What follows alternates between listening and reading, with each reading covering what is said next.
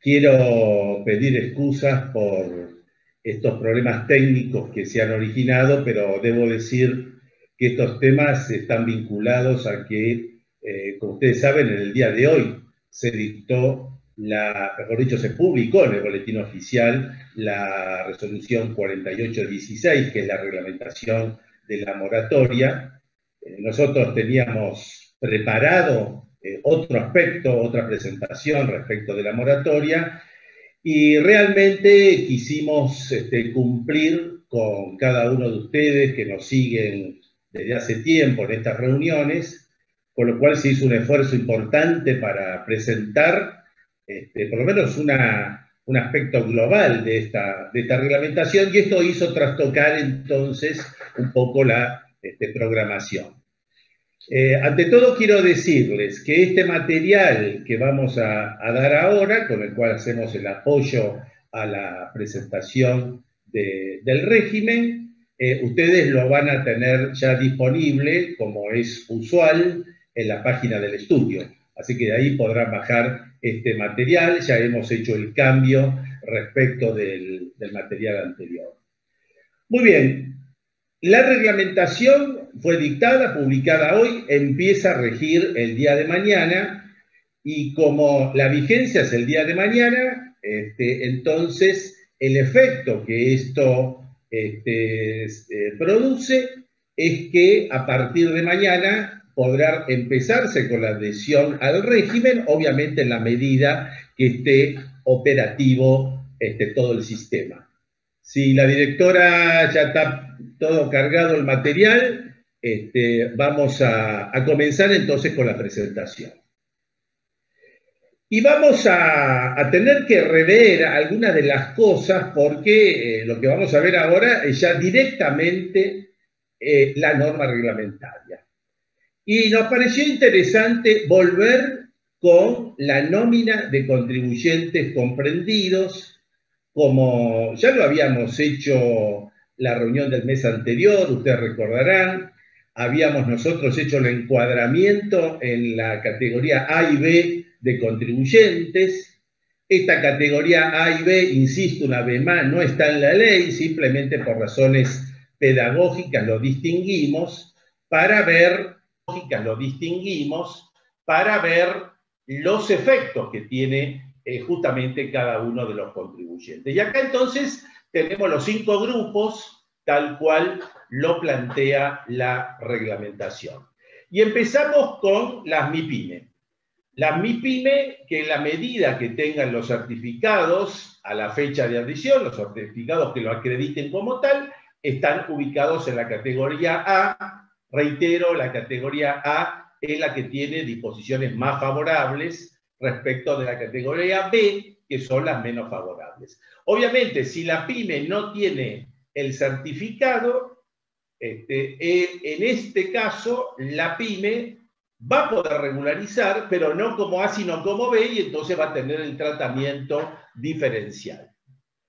Después aparece en un segundo grupo las MIPYMES condicionales, que son aquellas empresas que en principio encuadraban como MIPYMES, pero que al momento de hacer la adhesión al régimen todavía no tenía justamente el certificado.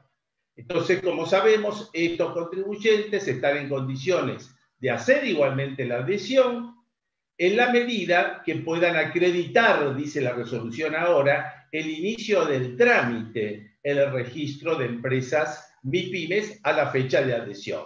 A la fecha de adhesión tiene que acreditar eso, el inicio del trámite. Si esto no es así, estos condicionales pasan a la categoría B, o sea, como resto de contribuyentes. La reglamentación en el grupo 3 intenta superar un problema que nosotros ya lo habíamos presentado cuando analizamos la norma legal. En este grupo 3 se encuentran las entidades sin fines de lucro, las organizaciones comunitarias, los entes públicos no estatales y las entidades exentas de impuesto a las ganancias en la nómina que conocemos que ha establecido la norma legal. ¿Dónde estaba el problema? Que la ley había quedado mal definida y que las organizaciones sin fines de lucro habían quedado en dos lugares distintos. Había quedado en el primer lugar y en el conjunto de contribuyentes intermedios. Este problema de la ley es solucionado por la reglamentación, de forma que las entidades sin fines de lucro entran en este grupo intermedio, diríamos, una definición de la reglamentación de la AFIP que favorece a estas entidades por la cantidad de cuotas superior a la que tendría en el otro sentido. ¿Qué necesitamos acá? Necesitamos, esto lo establece la reglamentación, que este tipo de entidades estén registradas ante la AFIP en alguna de las formas jurídicas que establece el listado que tiene la reglamentación. Si esto no ocurre, si no responde a las formas jurídicas, todavía tiene una alternativa adicional estos contribuyentes, porque pueden acreditar su condición con la documentación correspondiente. Si nada de esto puede acreditar, pasa al resto. O sea, una entidad sin fines de lucro que no acredite esta situación deja de ser preferencial del E y pasa al B. Como ustedes ven, hasta el momento todas las categorías pueden ser A o B en la función que cumplan o no los requisitos.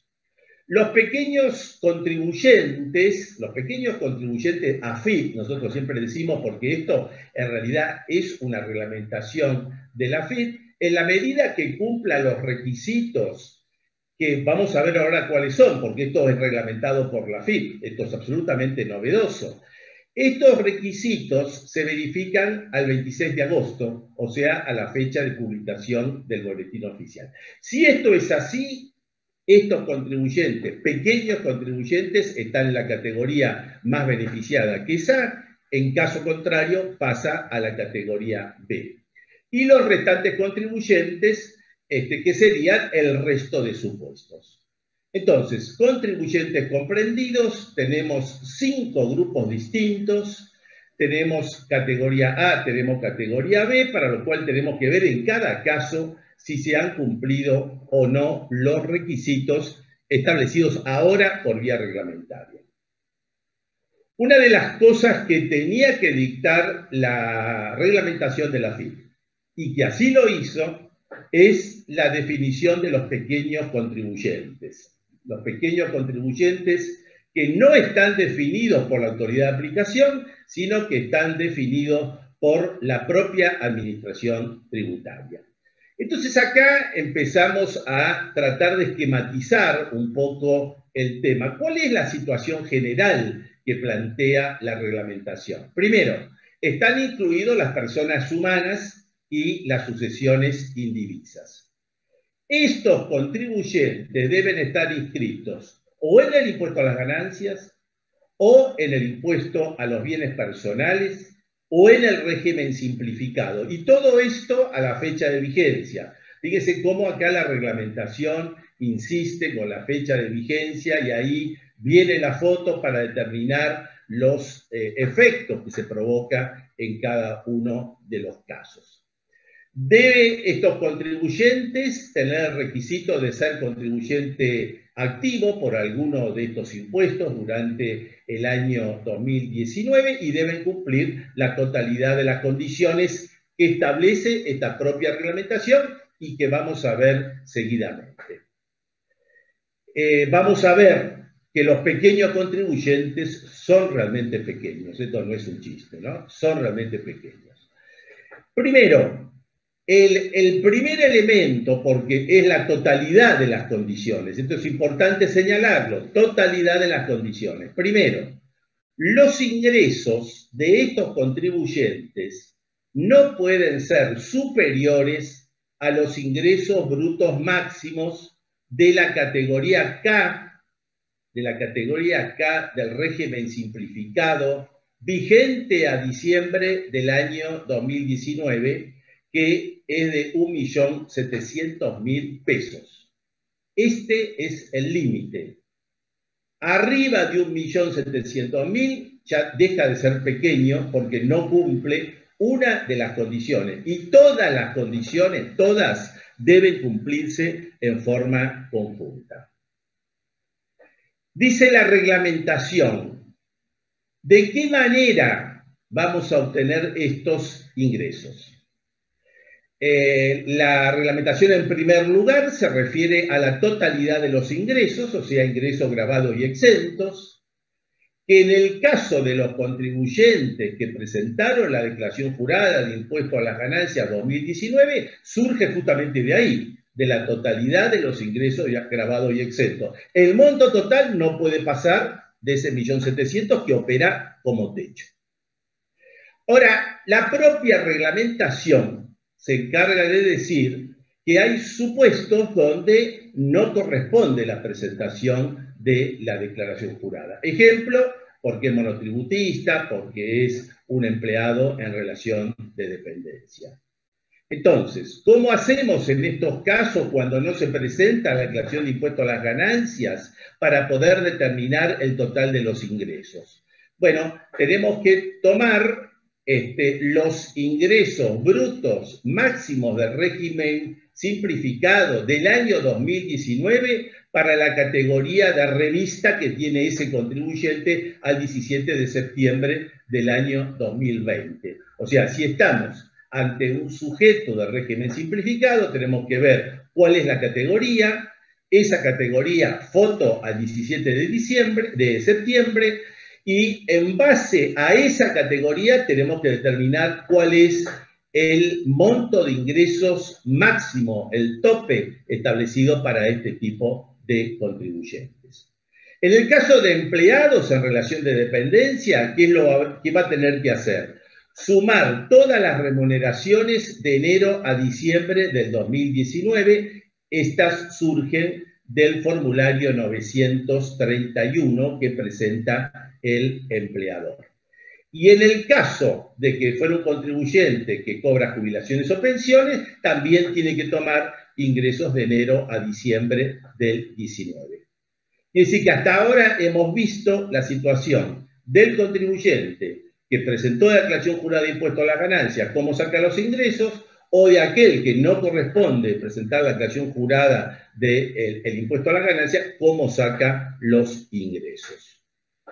Pero, como decíamos antes, debe cumplirse la totalidad de los requisitos y en forma conjunta. Entonces, el nuevo requisito que aparece en la reglamentación es el dato de la presentación de la declaración jurada de bienes personales.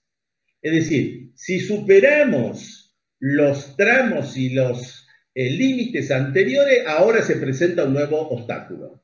Y el nuevo obstáculo es que la totalidad de los bienes, ya sean en el país y en el exterior, ya sean grabados y exentos y sin considerar el monto no imponible, no debe superar por ese año 2019 los 20 millones de pesos. Como vemos, son realmente pequeños contribuyentes. Y sigue la reglamentación. La condición excluyente para estos contribuyentes es que tuvo que haber presentado la declaración jurada del 2019. Esto significa que si estamos considerando un contribuyente de impuesto a las ganancias que no presentó la declaración jurada del 2019, acá la reglamentación no dice a qué fecha, y nosotros tendremos que interpretar que es a lo mismo que establecía antes, o sea, la fecha de vigencia. Si no presentó la declaración jurada del 2019, queda fuera, porque esta es una condición excluyente. Se dan todos los elementos, pero no la declaración jurada, queda fuera. Y también queda fuera si el quit o la quit es inactiva o limitada por la inclusión en la base de contribuyentes no confiables.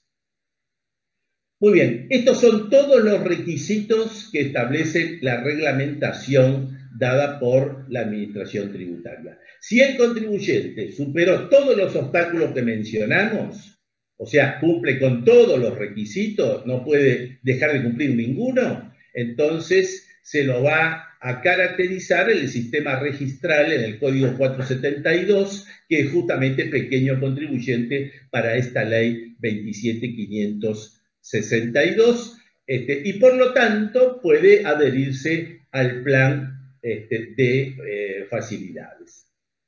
La no categorización como pequeño contribuyente tiene una conclusión, que él puede acreditar de todas maneras la condición a través de otras presentaciones digitales. Es decir, si como consecuencia de la presentación sistémica del tema no cumplió con los requisitos, pero él puede probar que estos requisitos efectivamente los cumple, superando el tema sistémico, se tiene que presentar ante la Administración Tributaria con las presentaciones digitales para decir: he cumplido los requisitos y por lo tanto puedo entrar en este régimen. Resumen de pequeños contribuyentes AFIP.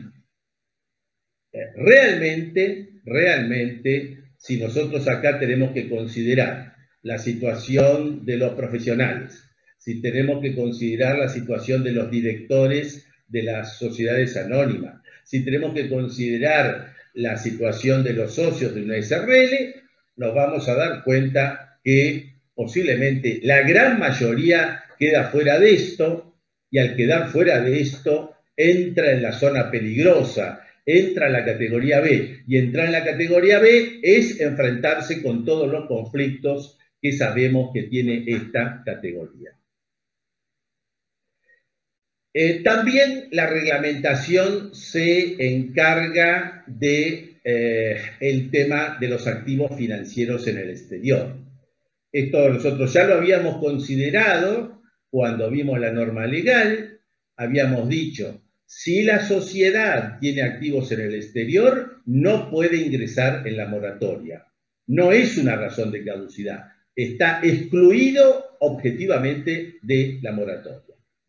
Si la empresa no tiene activos en el exterior, pero tiene accionistas de por lo menos el 30% de la participación social, y este accionista, no la sociedad, este accionista tiene activos financieros en el exterior, tampoco va a poder entrar la sociedad porque queda excluida. Y la reglamentación, diríamos que fue bastante benévola para el contribuyente, porque establece una serie de supuestos, en los cuales, en estos supuestos, no se consideran activos financieros en el exterior. Eso, fíjense qué notable. Lo que la ley consideraba activos financieros, la reglamentación no considera que son activos financieros. Obviamente todo esto es a favor de los contribuyentes, pero vamos a ver que este tipo de excepciones que se contemplan son de total sentido común, y muchos de estos temas responden justamente a críticas que habíamos hecho el mes pasado en oportunidad de analizar esta norma. Yo diría que tenemos que ver dos supuestos distintos establecidos por la reglamentación. Es un poco lo que dice el cuadro, ¿no? El primer supuesto: participaciones societarias en el exterior. Una persona tiene un activo financiero, el activo financiero está en el exterior, porque en el exterior está la sociedad, la persona del país tiene una participación en la sociedad del exterior, y esto era suficiente para quedar excluido.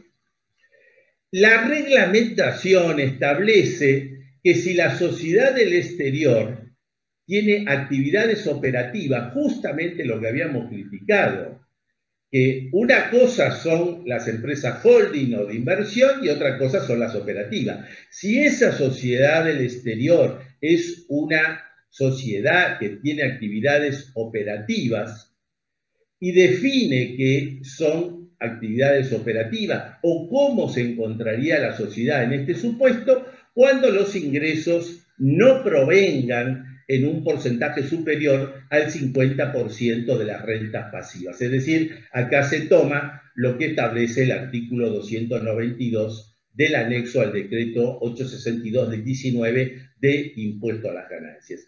Si esto es así, si se da esta situación, si se da que esa sociedad es operativa porque juega este requisito del 50%, dice la reglamentación que esa participación en la sociedad en el exterior no va a ser considerado como activo financiero y por lo tanto desaparece un problema. Sin embargo, la misma norma establece una presunción de existencia de activo financiero. Una presunción de activo financiero en estos supuestos. ¿Cuándo se va a dar esa presunción? Cuando esa participación que tiene el accionista del país en la sociedad del exterior no supere el 10% del capital de la sociedad del exterior. Si no supera el 10%, la presunción es que es un activo financiero en el exterior. Este es el primer tema. Segundo tema, créditos y todo tipo de derecho del exterior susceptible de valor económico. Otro aspecto que el mes pasado criticamos respecto también de la ubicación respecto de activo financiero. Si estos créditos o estos derechos que tiene la persona del país en el exterior están vinculados a operaciones de comercio exterior que sean realizadas en el marco de lo que vimos antes, o sea, de esas empresas del exterior que tienen actividades operativas, tampoco existe activo financiero en el exterior, a pesar que el crédito está ubicado en el exterior. Y es más, establece la reglamentación otros supuestos donde tampoco se consideran activos financieros en el exterior, que forma parte, yo diría, de la misma esencia que estamos hablando, porque habla de los créditos y garantías comerciales, los derechos e instrumentos financieros derivados, que en definitiva estén vinculados a las operaciones de cobertura, todos con estrecha vinculación a la actividad económica. Es decir, todo esto vinculado a la actividad económica, insisto, en la medida que se trate de sociedades operativas. Conclusión, los dos supuestos, ampliado el segundo, por vía reglamentaria, dejan de ser activos financieros en el exterior, aquí excediendo el marco de la ley, pero bueno, como esto es una posición favorable al contribuyente, nadie lo va a discutir. En materia de condonación de intereses, la reglamentación también entra en este aspecto. Dice en primer lugar que la condonación de intereses procede respecto de obligaciones de capital comprendidos en el régimen, porque si el contribuyente canceló una obligación de capital de aquellas que están excluidas, ya no fue la condonación. Que sea canceladas con anterioridad al 26 de agosto, juega la condonación de intereses. Y la propia norma reglamentaria dice que igual tratamiento, o sea, también se le va a aplicar la condonación, es a los intereses transformados en capital, porque como sabemos hay dos tramos de intereses, ¿no? Entonces el segundo tramo también tiene la condonación de los intereses. En todos los casos, entonces, la condonación procede cuando la obligación de capital fue pagado con anterioridad al 26 de agosto. Y una norma curiosa que establece la reglamentación es que la posterior repetición de las obligaciones de capital canceladas con anterioridad al 26 de agosto implicará la pérdida de la condonación. Realmente da de pensar este caso porque, ¿qué ocurre? Nosotros teníamos una norma en la ley que establecía que si el contribuyente había pagado la deuda de capital antes de la vigencia de la ley, los intereses quedaban condonados.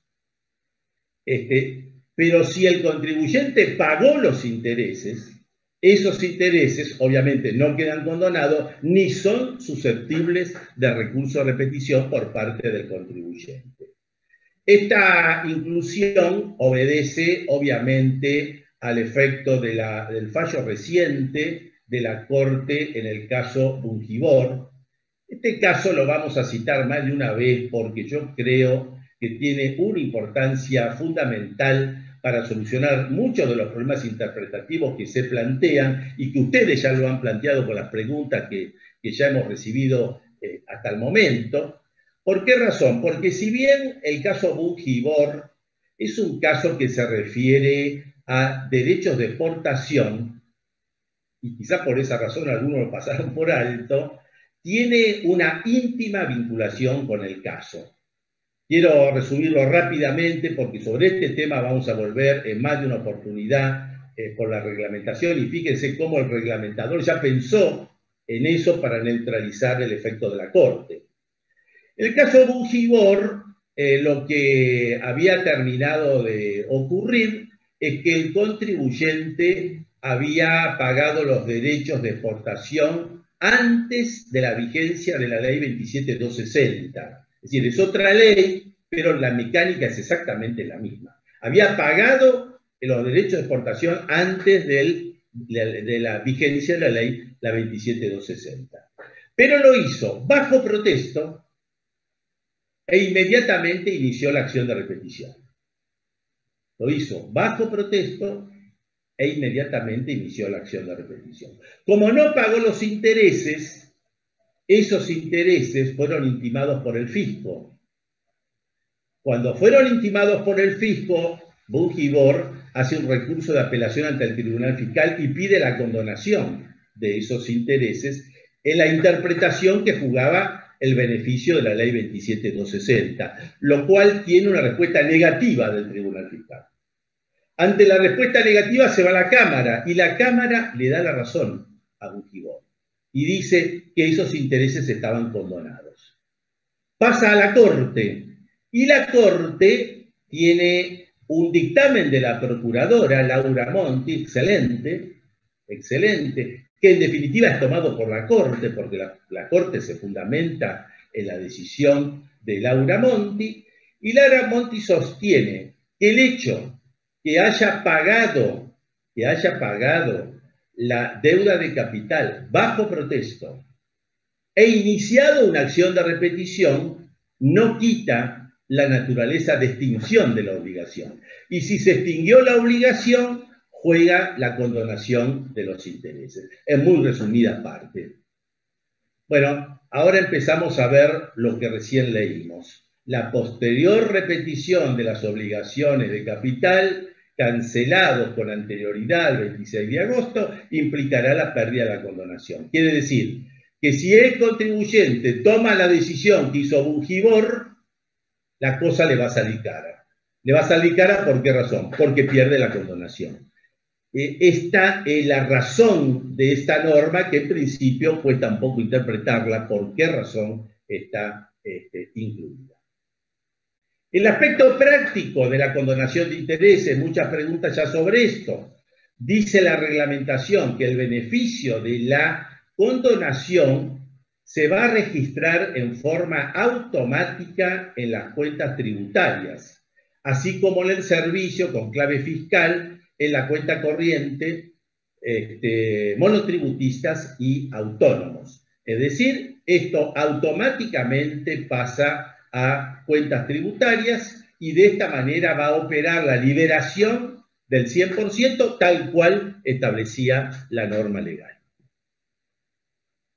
En materia de condonación de multas, hay 3 artículos que se refieren a este tema, lo vamos a resumir de esta manera. Cuando hay incumplimientos formales susceptibles de ser subsanados, los podemos subsanar, que no están firmes ni están abonados, y nosotros, ¿qué es lo que tenemos que hacer? Cumplir con esos incumplimientos, o sea, retractarlos, subsanarlos, con anterioridad a la fecha última de presentación, que es 31 de octubre. Quiere decir que si el contribuyente hace la adhesión al régimen antes, tiene plazo de todas maneras hasta el 31 de octubre para solucionar el incumplimiento formal. Segundo tema, ¿Cuáles son las condiciones respecto de las sanciones de las obligaciones sustanciales, o sea, las multas materiales? Primer tema, pago íntegro de la obligación sustancial al 26 de agosto. Obviamente, la sanción no firme ni abonada queda condonada. Con la regularización de la obligación sustancial, ya sea por compensación, al contado o por facilidades, queda condonado. Por la regularización de la obligación sustancial con el plan de facilidades de pago antes del 26 de agosto del 2020, también queda condonado. ¿Y qué pasa con las sanciones correspondientes a obligaciones de capital cancelados con anterioridad al 26 de agosto del año 20? Lo mismo que en materia de intereses, o sea, esto se va a registrar en forma automática en el sistema de cuentas tributarias, con lo cual estamos en un sistema parecido al que tuvimos con la moratoria anterior. En materia de compensación de obligaciones, tema que también Cecilia en los casos prácticos ya lo ha señalado. Acá la reglamentación se ocupa de dos artículos, 29 y 30, de este tema. ¿De dónde tienen que surgir los saldos a favor?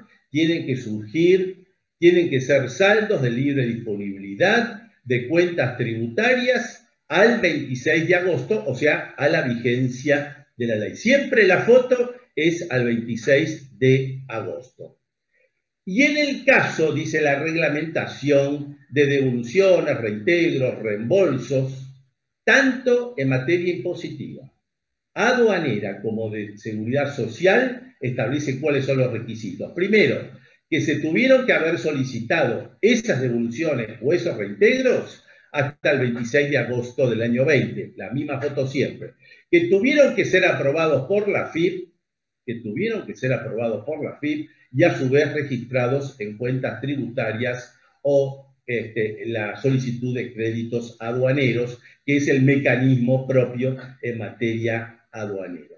La propia reglamentación se encarga de decir cómo va a jugar en la práctica operativamente el procedimiento de compensación. Lo dice a través de la transacción compensación de la ley 27.541. Esto no es un error, está bien, porque en realidad la ley que estamos tratando es la ley 27.541 con la modificación de la 27.562. Pero el número es el de la 27.541, en estos casos para compensar estímulos de exportación que también tienen que estar en las cuentas tributarias. Hay otros supuestos de caducidad. Ya lo habíamos visto también en la reunión anterior, habíamos dicho que eran 4 supuestos de caducidad. Estos 4 supuestos de caducidad ahora se reglamentan en el artículo 45 y la situación que la reglamentación viene a establecer en forma expresa es la situación de la caducidad del plan de pagos que se genera como consecuencia de la distribución de dividendos o utilidades, como sabemos, con esa remisión legal al artículo 49 y 50 de la Ley de Impuesto a las Ganancias. Acá la ley, la administración tributaria también tiene piedad de los contribuyentes, también tiene piedad y busca salir al encuentro de esta situación, básicamente respecto de los titulares, respecto de la distribución de fondos a terceros, o sea, el artículo 73 de ganancias. Acá estamos con los propietarios, como los socios, accionistas, contrapartistas, fiduciantes y beneficiarios. Todos estos en relación con el artículo 50. ¿A qué se refiere la norma? Se refiere a aquellos supuestos donde los socios han retirado fondos, se encuentran en principio en el artículo 73 por los dividendos fictos, con lo cual entraría en una situación de caducidad. Y acá viene el salvataje, por lo menos temporario, que establece la administración tributaria, porque dice que en la medida que darse estos supuestos y los contribuyentes acrediten el pago, la restitución, reintegro o devolución de esos saldos dentro de un plazo, y ese plazo es de 10 días hábiles administrativos contados a partir de la notificación administrativa de la FIP. Situaciones que se pueden dar. La FIP nunca se da cuenta de esto, por lo tanto nunca notifica, nunca intima, y por lo tanto estos contribuyentes que por la ley habían entrado en una situación de caducidad, se los perdona la reglamentación. Segunda alternativa, el fisco se da cuenta de esta situación, al darse cuenta le intima esta situación concreta y a partir de ahí están los 10 días para hacer lo que dice la reglamentación. Y si lo hace dentro de los 10 días queda exonerado de todo tipo de problemas, lo cual puede pasar en 2, 3 o 4 años en adelante, ¿no? Así que otra norma realmente positiva de la reglamentación que le da otra vía de respiro a los contribuyentes.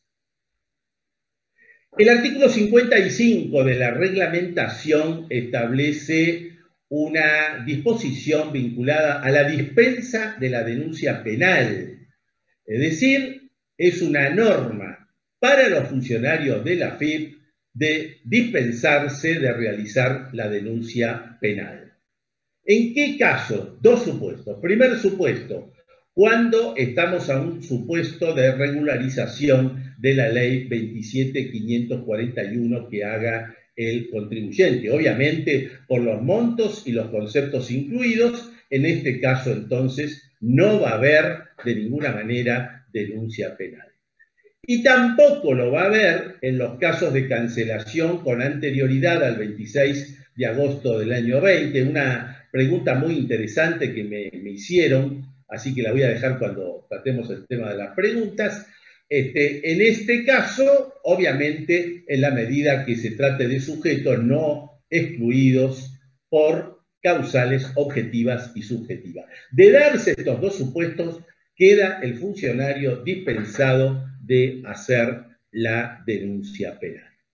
Bueno, ya estamos cerca de cerrar el tema.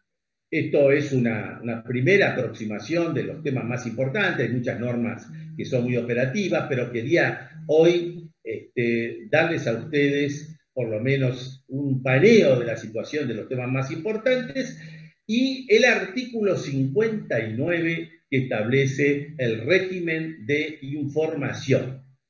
Este régimen de información, dice el artículo 59, está dado para los sujetos que adhieran al régimen de la moratoria.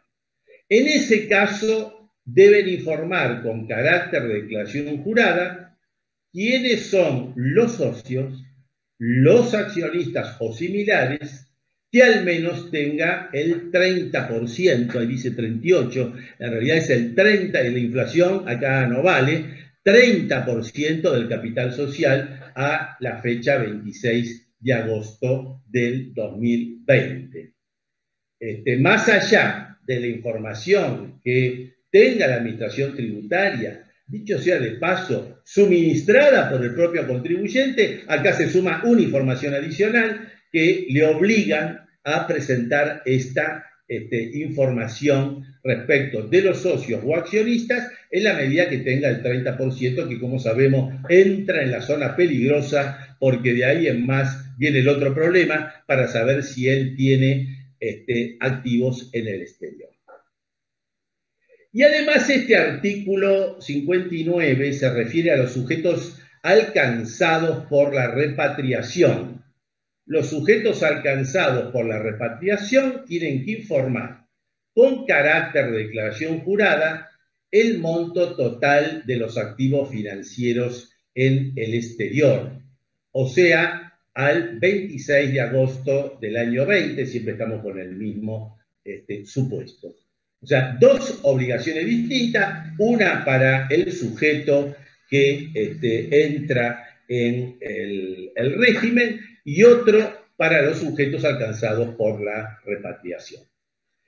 En este sentido, la reglamentación en el artículo 59 establece que los contribuyentes que efectúen la adhesión al régimen tienen que adjuntar un informe especial de un contador público. Este contador público tendrá que legalizarlo por el Consejo Profesional. La resolución dice certificado, en realidad el Consejo no certifica, legaliza, pero bueno, un desliz. Esto se va a hacer en base a la resolución 37 de la Federación con encargo de aseguramiento razonable y llamo la atención sobre esto. Dice la reglamentación que el contador se va a tener que expedir sobre la razonabilidad, existencia y legitimidad, y subrayo legitimidad, de los activos financieros en el exterior. Una tarea no envidiable para los colegas contadores que tengan que hacer estos informes especiales. Bueno, hasta acá hemos llegado entonces con la presentación de los aspectos centrales que tenemos sobre este régimen, así que los invito a una muy pequeña pausa para desestresarlos un poquito de esta nueva disposición y ya ahora sí pasamos a la última etapa, que son las preguntas que ustedes...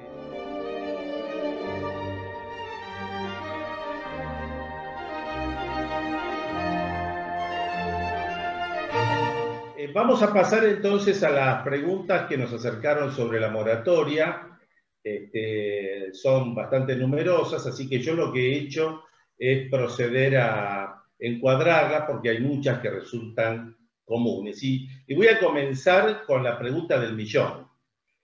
Acá un colega plantea cuál es la situación respecto de la extinción de la acción penal, o sea, la ley penal tributaria, en dos supuestos. Uno, respecto de los pagos anteriores a la vigencia, y otros cuando hay una imputación penal porque hay un proceso penal en trámite. Esta pregunta realmente es muy importante, el colega no abunda, así que yo voy a terminar de interpretar la pregunta porque tiene una profundidad importante, ¿no? Primera situación, hay dos escenarios distintos. La situación del contribuyente que tenía una deuda, por ejemplo, aportes previsionales. Estos aportes fueron cancelados en la deuda de capital, fueron cancelados antes de la vigencia de la ley. Y entonces la pregunta sería, ¿procede la extinción de la acción penal? Y yo a esto agregaría, ¿y en qué supuestos? Porque esta parte es la que no está tratada ni por la ley ni por la reglamentación. Vemos lo siguiente. Acá se pueden dar las siguientes situaciones. Primera situación. Un contribuyente que no tenga nada para regularizar. Que no tenga nada para regularizar y que tiene esta sola situación. Ante esta situación, el contribuyente, y acá tenemos que pensar que hay contribuyentes de la categoría B, o sea que entren con toda la problemática que terminen con la exclusión. Y si termina con la exclusión, no juegan los beneficios. Este es el problema del tema. Por eso digo una pregunta realmente muy interesante. Entonces, en el primer supuesto, si el contribuyente no tiene ninguna deuda para declarar, desde mi punto de vista juega la extinción de la acción penal y acá nuevamente el caso Bunge de la Corte. El caso Bunge de la Corte. Porque la Corte... es realmente recomendable estudiar este fallo. La Corte lo que ha dicho, que una cosa es tener los beneficios de la condonación, de los intereses, de las sanciones y la extinción de la acción penal, eso es una cosa, y otra cosa son los beneficios de la condonación para aquel que regulariza. Aquel que regulariza es el que tiene que tener los requisitos, pero aquel que tiene un pago anterior no está sujeto a ningún tipo de requisito y por lo tanto juega la extinción de la acción penal. Y acá agrego, desde mi punto de vista, por supuesto, esto, insisto, no está en la ley, esto es un tema de interpretación, aún en el caso de contribuyentes que van a quedar excluidos por el régimen de regularización, insisto, es distinto que los efectos de la cancelación anticipada. En el caso de los pagos anteriores, donde el contribuyente tenga planes para presentar, o sea, tenga otras deudas, no cambia la situación. Porque no estamos hablando de las otras deudas, estamos hablando de los pagos anteriores. Y es la misma situación, o sea, aplicación doctrina Bunge. Segundo supuesto, un contribuyente está en un proceso penal. Tiene una imputación penal. Se encuentra en la mitad del proceso. Y va a regularizar, va a entrar en el régimen. Cuando va a entrar en el régimen, si puede entrar, tiene la extinción de la acción penal. Pero si el contribuyente no puede entrar, porque queda excluido, porque es de la categoría B, no tiene el beneficio de la extinción de la acción penal. Otro caso clarísimo de discriminación legal. Más recomendable aún para las acciones judiciales que algunos contribuyentes posiblemente van a realizar por quedar fuera del régimen. Acá no solamente quedan fuera del régimen, sino además la gran diferencia es si procede o no la extinción de la acción penal. Por supuesto que el contribuyente tendría la otra alternativa, que es recurrir al artículo 16, o sea, la fuga del proceso por pago, pero para esto hay que gastar la bala de plata, cosa que no se gasta si entra por la moratoria. Segundo grupo de preguntas. Contribuyentes que ingresaron en la moratoria anterior, la 27.541, la originaria, regularizaron un impuesto. Como consecuencia de la regularización del impuesto, supongamos ganancias, surgen anticipos del periodo fiscal posterior. Esos anticipos no fueron pagados. Pregunta, ¿cómo se trata en la moratoria? Bueno, y acá tenemos que ver los tres supuestos que hemos analizado para los anticipos, porque podría darse cualquiera de estos. Este es un tema fáctico a analizar. Primer supuesto, esos anticipos vencen antes del 31 de julio y la declaración jurada vence después, en cuyo caso perfectamente puedo regularizar el anticipo. La regularización del anticipo no implica facilidades de pago porque el monto de los anticipos adeudados suma al pago a cuenta, y desde ese punto de vista va a jugar la condonación parcial que establece la ley. Si esos anticipos, segundo supuesto, esos anticipos corresponden vencidos antes del 31 de julio, pero también antes del 31 de julio operó la declaración jurada, el anticipo no se regulariza en la moratoria porque caducó. Regularizo el saldo de declaración jurada. Me quedan los intereses. El interés queda condonado al 100% por la diferencia de los anticipos. Y el tercer supuesto sería el anticipo que se pagó en lo que hace a la deuda de capital antes de la vigencia de la norma, en cuyo caso juega la condonación total también. Esas son las tres situaciones que se pueden dar en este caso. Nos preguntan también varias preguntas, hay muchas preguntas que van sobre el mismo tema, la condonación de intereses. En los pagos que se realicen antes de la moratoria para los que no son pymes. Esto es la situación del gran contribuyente que posiblemente no va a poder entrar en la moratoria, que queda excluido, y al quedar excluido de la moratoria, la pregunta es, ¿tiene el beneficio de la condonación de intereses? Interpretación personal, sí, por aplicación de la doctrina Bunge-Bond. El otro tema, la condonación de intereses y multas, ahora aparecen también las multas, pagos anteriores.